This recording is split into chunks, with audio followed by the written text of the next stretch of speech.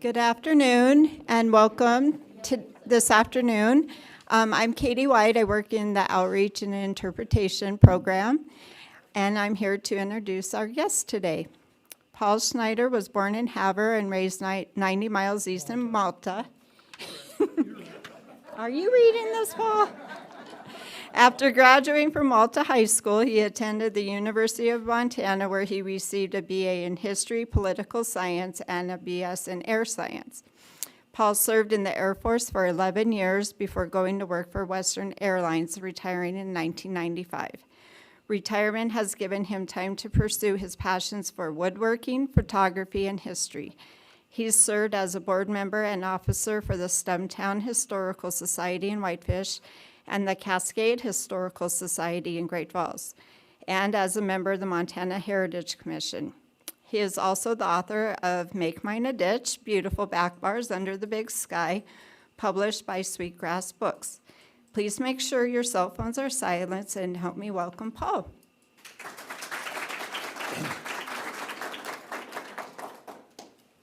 Well, thank you, folks. I'm surprised at so many people being here. I really didn't think that was that much attraction for the book, but I guess there is.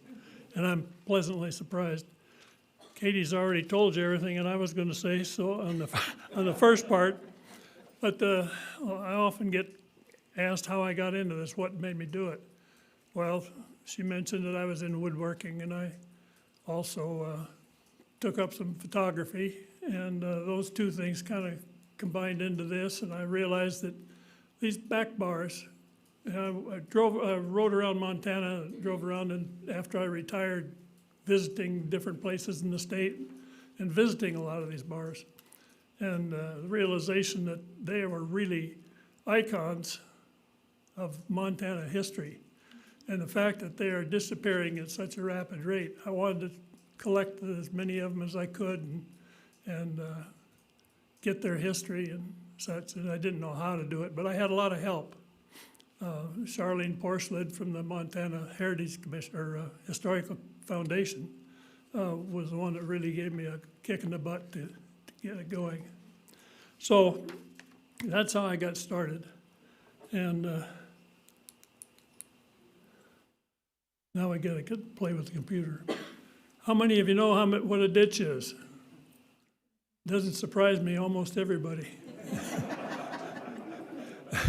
There's a number of definitions for it, depending on what part of the country you are, but in the Malta area, I always heard that the ditch was because of the cowboys and the trail crews that came up back in the 1860s and drove the cattle herds up from Texas. And they got a hold of bad whiskey because there wasn't anything else but bad whiskey, and bad water because that was hard to come by. And they called that ditch water, and that was shortened to ditch. So anyway, the general layout of the book, the front piece of the book, has three different sections. One is a glossary, one is a preface, and the other one is the introduction. Whoops, got my monkey motions together here. That didn't work right.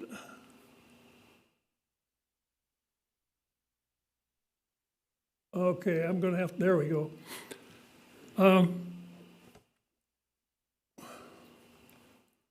This thing is not doing like it's supposed to.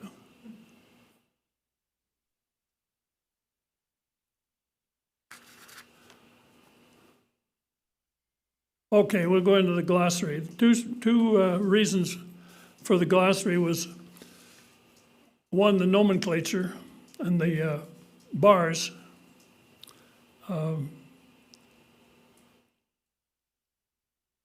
Oh, shoot. I won't say a Malta word on that, but there was no way that I could figure out how to describe what was going on with these bars, how they were built, and the features on them. But I noticed that the construction was very much like the Greek and Roman architecture on their buildings. So I chose that as a means to describe these things, and I called it barchitecture. You probably won't find that anywhere. The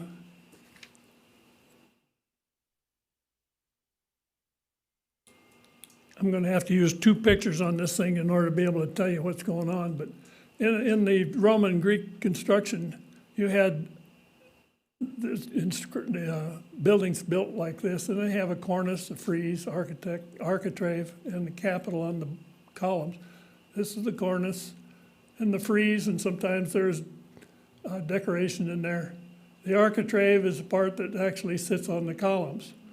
And the whole thing is, and this is the column here, whole thing is called a entablature up here, and then the column down here. But if you could already visualize, there's a perfect place for a mirror. Okay, here's one of the bars. This is out of the Metland bar.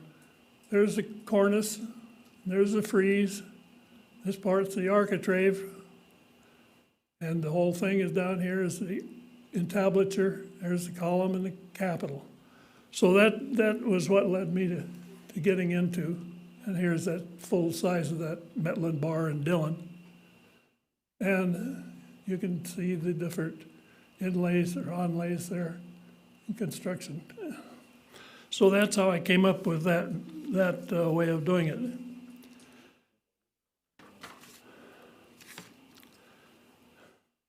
This bar, by the way, was made by the Phoenix Furniture Company in Eau Claire, Wisconsin. Now, the preface of the book is takes in the reasons and scope and the nature of the book. And like I said before, it's a nationwide icon, or not a nationwide, but a statewide icon of nationwide bars that are disappearing at a rapid rate. And they were there during, this is part of the expansion of the West and the expansion into Montana. It started back in the period around 1878 to 1880 for the most part, and lasted until 1912 at the onset of, well, they were actually afraid of prohibition. There was so much talk about prohibition coming in, and the bar companies, the manufacturing companies, started backing off building them. So, but they're still in commercial use. In our state, we have estimated at about 60 of them around the state. I've found over 35 of them, but I don't know what, there's still some out there I'm looking for. The COVID thing got in the way, and I had to get with it and do something with it, or it was going to drag on for a long time. And I'm glad I did, even though I didn't get every one of them in there. I'm still looking for them, though. And the reason for these back bars was to give a bar a sense of prestige and upscale, and make you feel like you're really going into something exciting. Many bar manufacturers throughout the country. Most of them were done by Brunswick, Balke, and Collender. It overran all the others. And that is a story you'll find in the back of the book. I'm not going to go into it, but it is very interesting. It started in 1845 in this country, and it's still going today. It's still on the stock market, and it brings in something like $3 billion a year, and it's a holding company basically now, but it's still there. The bars were built during a period of time when there were no power tools. It was all hand done. And there were, you had to give a great deal of credit to all the hardworking woodworkers. They were under a guild system of union construction or union organization, where they had the older guys were getting paid the most, and the others had to work their way up there to be able to get an increase in pay. And there was a period in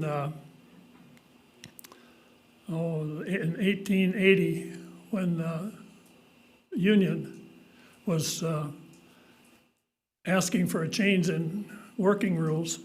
They went on strike. At that time, they wanted to raise their pay from $1.10 a day for a 12-hour day to $1.50. And they wanted their youngest people to be 14 years old. And at the time that they were asking for this, they were 12. So, and their pay for those youngsters was 40 to 60, from 40 cents a day to 60 cents a day. And this was 6 days a week. Can you imagine that going on, anything like that today? Oh, they wanted the hours to be changed from 12 hours to 10 hours a day, too. Well, over the years, technology in the agricultural industry has made it so that these little towns that were created have been losing their population, and consequently, there is less demand for bars.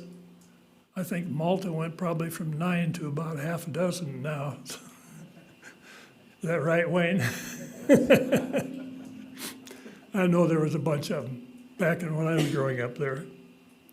I have to tell you, though, that the first bar I laid eyes on was in Malta. It was in the old smokehouse bar. I think that was probably before your time, Wayne. I remember it. Do you? Yeah. It was a big, black, dark bar in a smoky bar. That's another thing about the glossary in the term bar. You can talk about the bar in the building, the room, the facility, and the bar where you've got a back bar and you've got a front bar here. So you have to stop and think of what you're talking about when you do it, because you'd say bar, and that's awful easy for me to do it in the bar, because I'm always thinking of these things. So, but most of the things what I'm talking about is this part right here. Anyway, throughout the country, from its very beginning, there was a real problem with alcohol, a real problem. The worldwide alcohol was a issue, and back in 1830, there was a ship, the Arabella, came into Massachusetts port. There were 700 people in that colony there.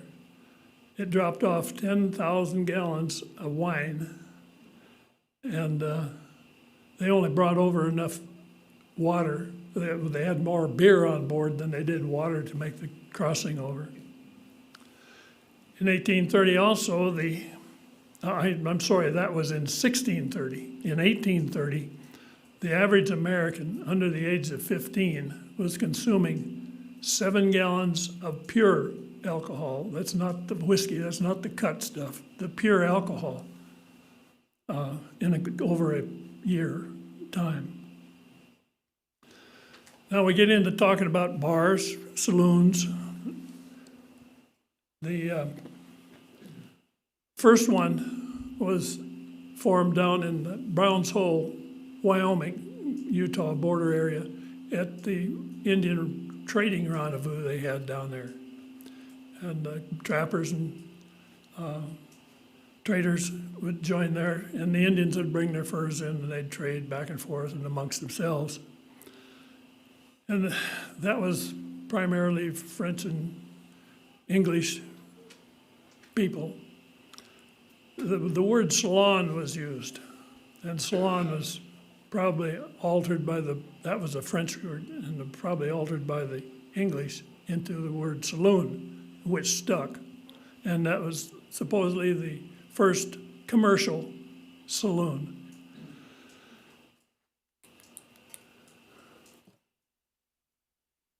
Now, that picture is actually south of Malta.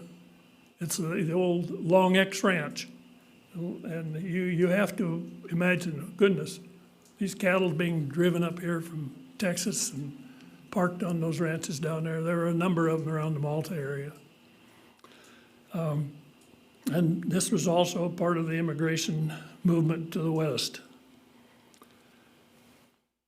And it was in 1861 when the first herds came up from the south into Montana. And at that point in time, the riverboats were coming up from 1860 to 1890 up to Fort Benton. But there wasn't anything up here at that period. Population centers were not large. There were some. There were mining camps. There was a lot of that. And there were some traders up here. But they were spread out pretty well. They weren't really concentrated. So there wasn't really that much call for a backbar, out in the middle of nowhere.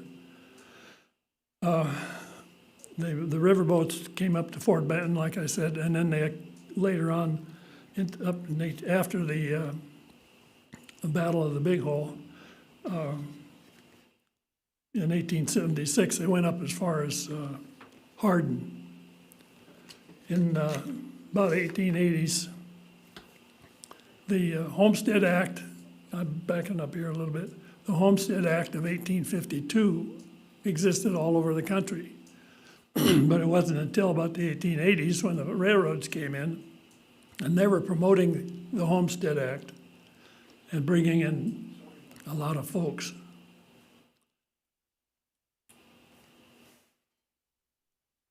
That's the first railroad that showed up in Lewistown. That happened to be on the Milwaukee Road. And that didn't enter the state until about 1850. Excuse me a minute. What did I say? I said 1914, I don't know what I'm thinking. When the Milwaukee came into the state. Wherever the railroads went, they'd go to the end of track, when they're constructing, they'd go to the end of the track, and there would be a little community start. If you visualize and you know Montana, the main line of the Great Northern Railway went across the top of the state. And you look at all those towns along there, Malta being one, and there's Dodson and Harlan and Wagner and Havre, Chinook, all the way across these little communities. And those were sidings where the railroad ended for a period of time, over a period of time. And little communities started there. Malta got their start, actually, I believe, earlier with the trail herds that came up. But these towns existed, and they dropped off a lot of homesteaders. So homesteading branched out from there, so that it was around these towns. Well, as they grew with the homesteaders, the demand for bars and liquor came to play. The bars had attractants. They had entertainment like card games and pool ball tables and stage shows. And they had barber chairs sometimes in the corner, and they'd have brothels, and they had a free lunch most of the time. But one of the biggest things was, like I said before, the back bar in the nicer places with it indicating prestige was the back bar for them. The whiskey the liquor that they served was whiskey and wine and beer, and it was mostly locally made. And there were home brews, home stills and home brew made there, and doctored alcohol. The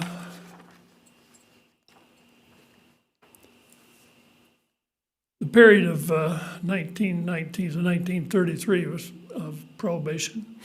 Now, the women in the country, all over the country, as far back as 1850s, had been pushing to have some temperance laws in place.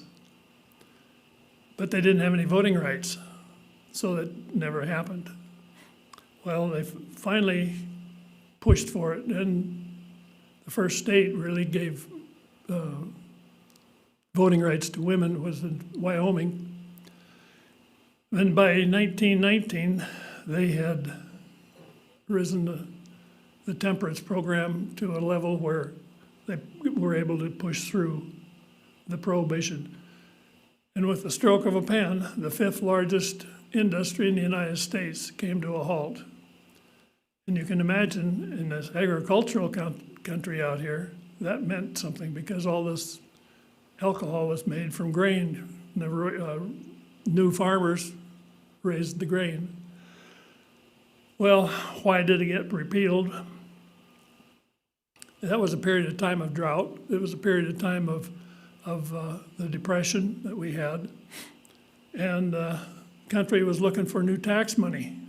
Well, what better way? Well, we repeal prohibition, we've got all that alcohol we can tax. And that's just exactly what they did. But it was unenforceable. There were speakeasies, there were I wanted to say before, the women created the temperance union. The women were also very much in play in the repeal of it because widows were finding that they could make alcohol and sell it. They could get involved in the bootlegging. There was one woman that had a fleet of boats on the East Coast, and she was doing a great business in the bootlegging business. And there's a number of stories around Montana. I've visited some of those stills out in south of Malta there, where people were making the stuff. So it was porous. Up in Great Falls or north of town, we've got a place called Bootlegger Trail. It goes up to Canada. And that was the one. And there's stories of bootlegging coming down through Havre. There's books out there that are real interesting about that subject. Crime increased. And as you've always heard the crime stories of Chicago and New York and all those places. Well, a lot of those were in the 1920s were the gangs that were created and bootlegging liquor and selling it. Montana was the first state to repeal statewide prohibition in 1926. And it was also the last state to repeal it in 1938, go along with the repeal of the law in 1933. Question comes to my mind.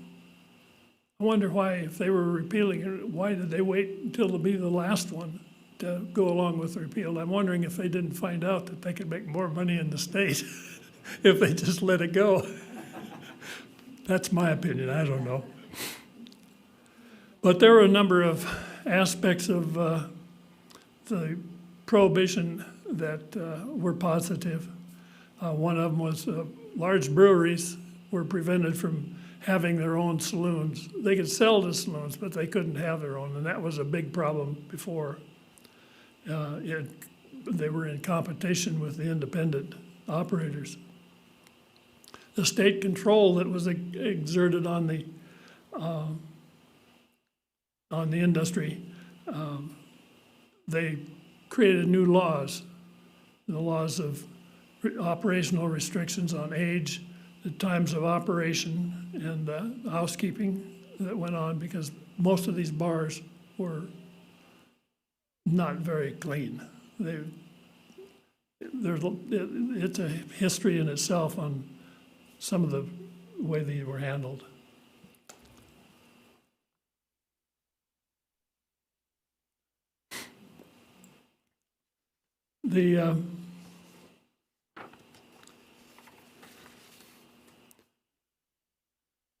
Like I said before, the reason for these photos was to try and ascertain and make a catalog of as many of the bars that I could find. This one is the Stag Bar in Red Lodge.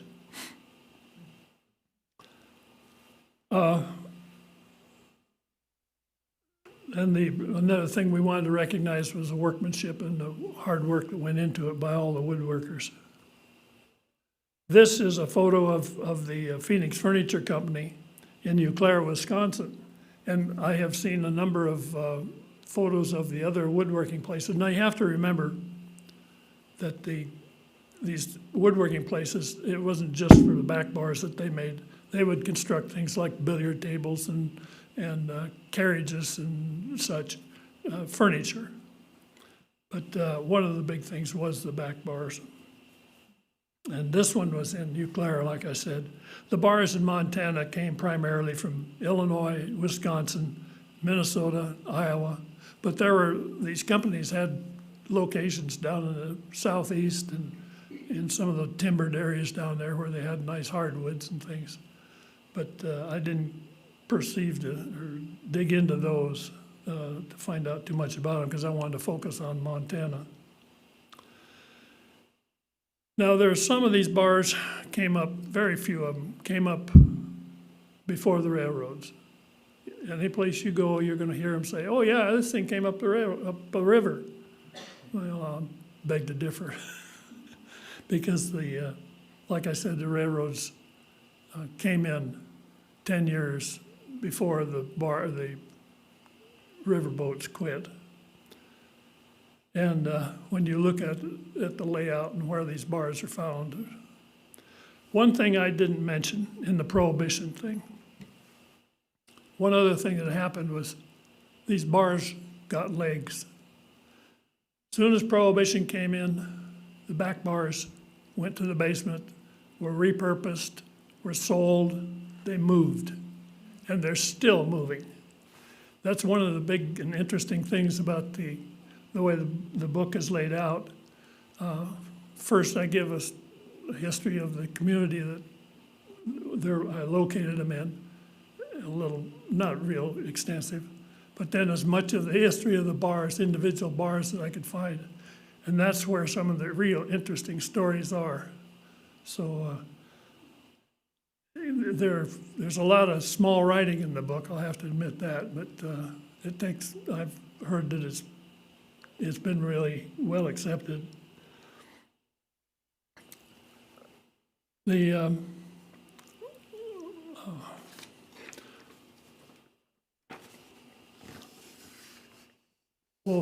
I mentioned the bulky, Brunswick Bulky Colander Company. Well, the Phoenix Manufacturing Company was another one, and it started in 1899 in Eau Claire. The St. Paul Furniture Company, all of these that I'm mentioning are on bars that are in the book. I've located by their tags that are on them, manufacturing tags. Kohler and Heinrichs in St. Paul, Merle and Haney in Chicago. And that's pretty much what I have. The front part of the book has the contents in it and the name, and they're numbered on the map. There are 3 sections in the book: West, Central, and Eastern. And there's a road map that's marked with the bars in that section.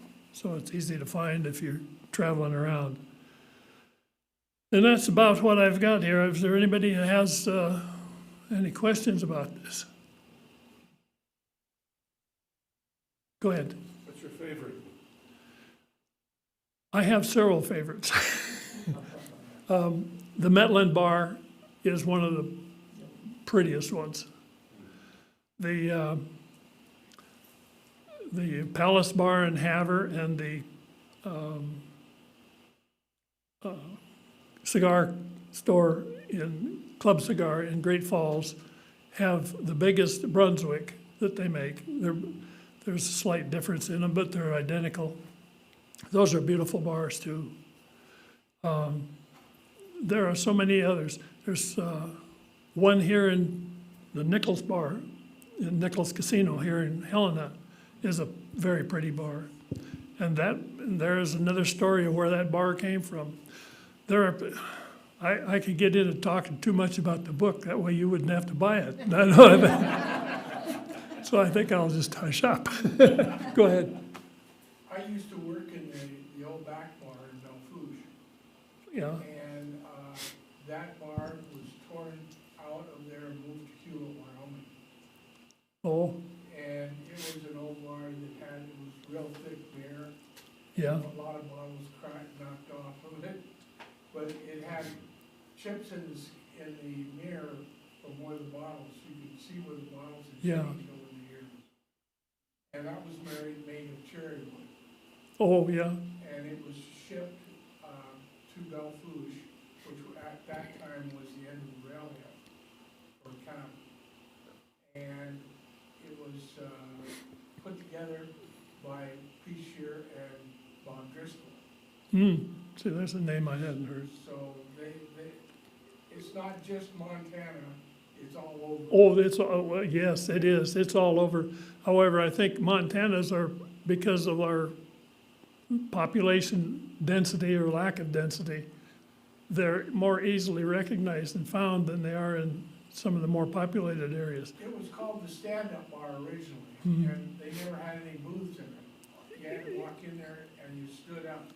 Yeah, well, That's why it was called the stand-up. yeah, well, that was the way it was, you know, they used to, they have a railing on the bottoms of these bars. Right. See if I can, Spittoons. right there, you can see a railing on there at the bottom. Right. And that was, they didn't have the stools. You just stood there with your foot on the railing. So, yeah, that was the way it was. And it was called Saloon Street. I have run across a couple since the book came out. There is one bar in there, Norm's Bar, in Norm's News in Kalispell. If you look at that bar, it's an extremely rare, unusual bar. And there's about, they know of 4 of them that were in this country. Well, after the book came out, I got notification that there was one that went from Melrose,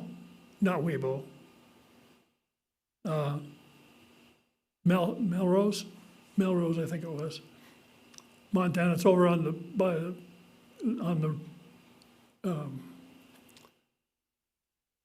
railroad by the North Dakota border there.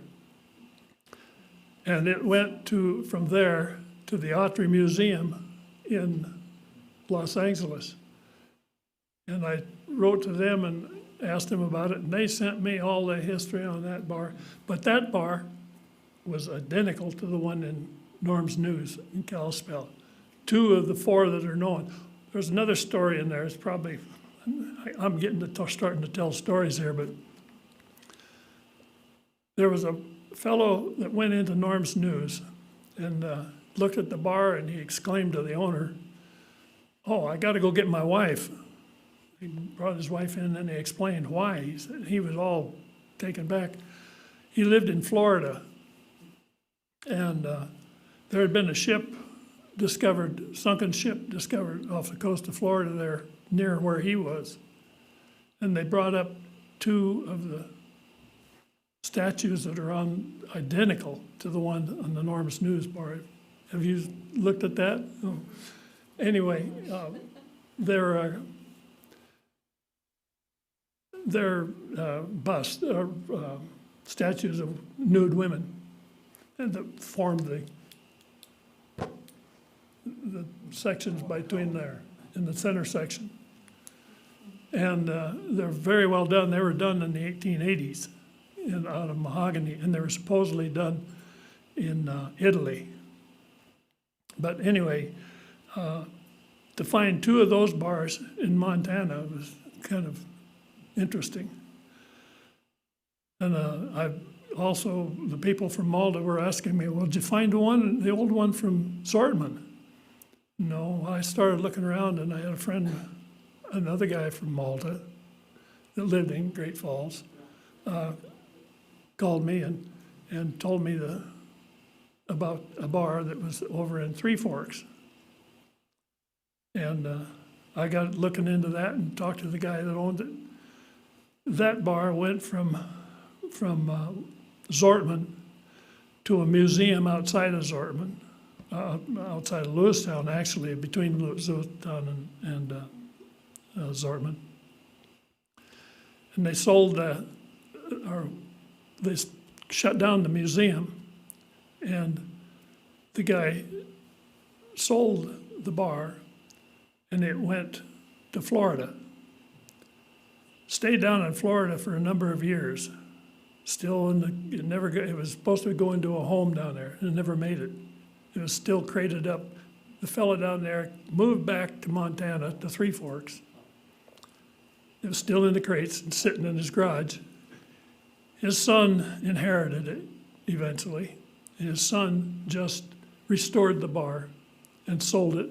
Now it's down in the rancher's place in Oklahoma. So you see, I said they have legs, and that's an example of it. Go ahead. Do you know? Pardon? Yes. I wondered if you ever knew what happened to the old Tammany bar that was in the old Marcus Daly Hotel in Anaconda. That was a beautiful bar. It was way back in the Marcus Daly days of Oh, copper barons. And have you ever seen anything or know what happened to that one? no, I don't. What was that one again? The Tammany Lounge, Tammany Lounge. Marcus Daly Hotel. Hotel's not really there anymore, but No, but give me something to puzzle on. There's a lot of those like that I know that are around and have disappeared and gone someplace. I know there's one down in Hardin at a museum down there that I wanted to get so bad. It's hard telling. Well, there was one in the Montana Club here in Helena too at one time, and I don't know what happened to it. So, anybody else have a question? Go ahead.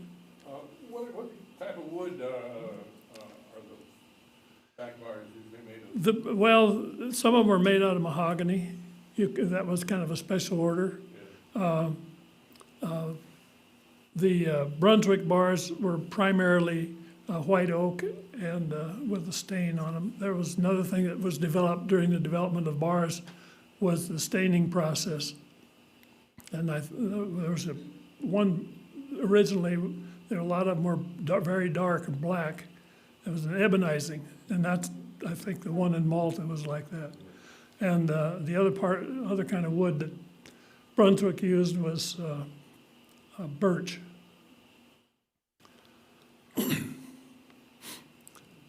Go ahead. Where do you usually find the tag that tells where it came from? A lot of them will be on the bars. If you have a full set, a lot of times they will be up underneath on the end of the bar, on the front bar. On the back bar, they'll be usually on the end by the on the lower counter area where the bar is resting on. Sometimes you don't find them there at all, and it'll be on the back. There's been some of them on the back of the bars. And the only people that are going to know about it are the ones that have seen the thing when it's been moved. That's the way what happened to the one in Havre. They moved it out to change positions on it or clean or do something with it, and they found it. How much would they traditionally cost? You would be surprised. You'd think, oh, those things are expensive. Particularly hardwood. Back in those days that they were making these things, you could buy the whole damn front bar, $100. Maybe $150 for the back bar. I have a 1905 Brunswick Catalog. One thing about these bars, you can look up till cows come home and not find out anything about them. Because Brunswick, for instance, their headquarters burned down 3 times. And when they did, they burned up all the plans and all that stuff. 1905, I have a catalog. And it also had the prices in it. So, and the amount of work for that amount of money, the amount of work that went into the detail on it, these things, the overlays, the carvings, the column tops, capitals, and all of this up here. It's amazing. Anybody else have anything? Go ahead. I was wondering about Virginia City, if they still have, okay, if they still have any back bars and front bars there. They used to. Virginia City has a whole bunch of them. There was, but some of them are not, they weren't complete. But there is one, the Pioneer Bar and the Bale of Hay Bar. And there's some lesser bars there. I didn't include those in this. The Pioneer Bar is an interesting one. And the Bale of Hay burned several years ago. But they pulled together parts and pieces of some of these old bars that they had in storage to make a big back bar. But it's not complete in the sense of being whole of the original. Anybody else? Pardon me, did you run across anything in Virginia City? It was the Tavern Bar, Saloon. and The bar. which one? It was the Tavern. It was called the Tavern. The Tavern? It was at the top of the street, on the same side as the Capitol. And they also served food. Yeah.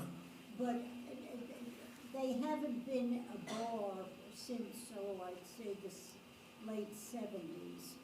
It's been restaurants and Yeah. closed and whatever.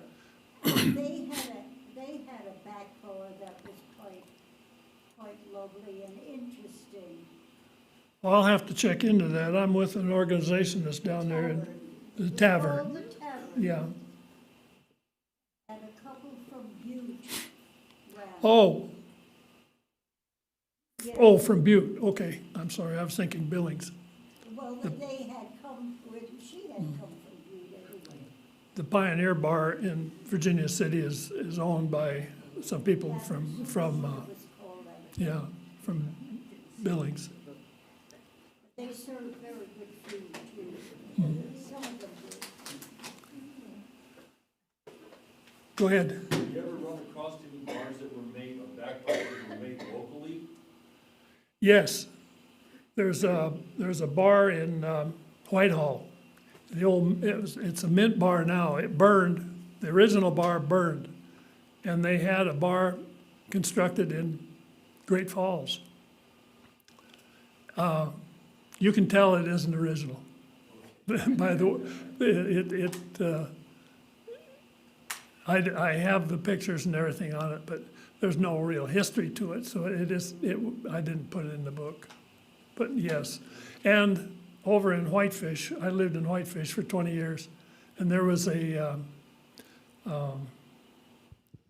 of the high rollers from the country that moved over there, had a fellow build a bar for him, and it was a copy of a bar that was in the one of the stores there in Kalispell.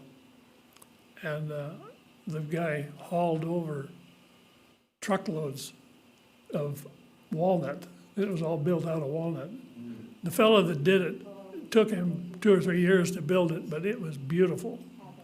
And he hauled it, he went back with the bar and put it in this guy's house. So, but it was a copy of one of the original ones. So yes, they're out there. I suppose if you got enough money, you can get them. They are not cheap now. They go for quite a number of dollars. What would you guess? How much? Well, I've heard anything from $10,000 to $100,000 for, Depending No. on what kind of wood, yeah.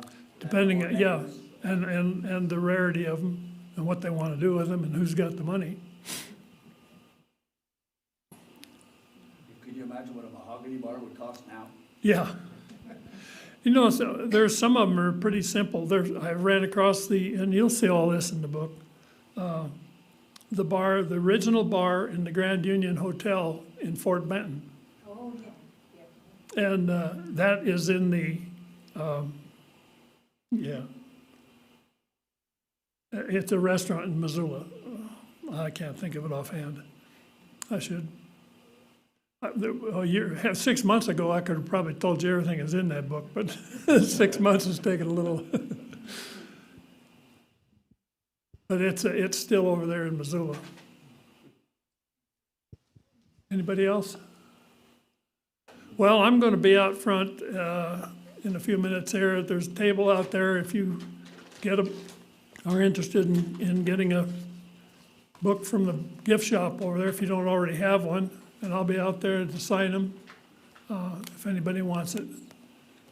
Katie, is there anything else you want to say? No, just thank you so much for being here. Well, I want to thank everybody here for being here, and I appreciate it very much. Thank you.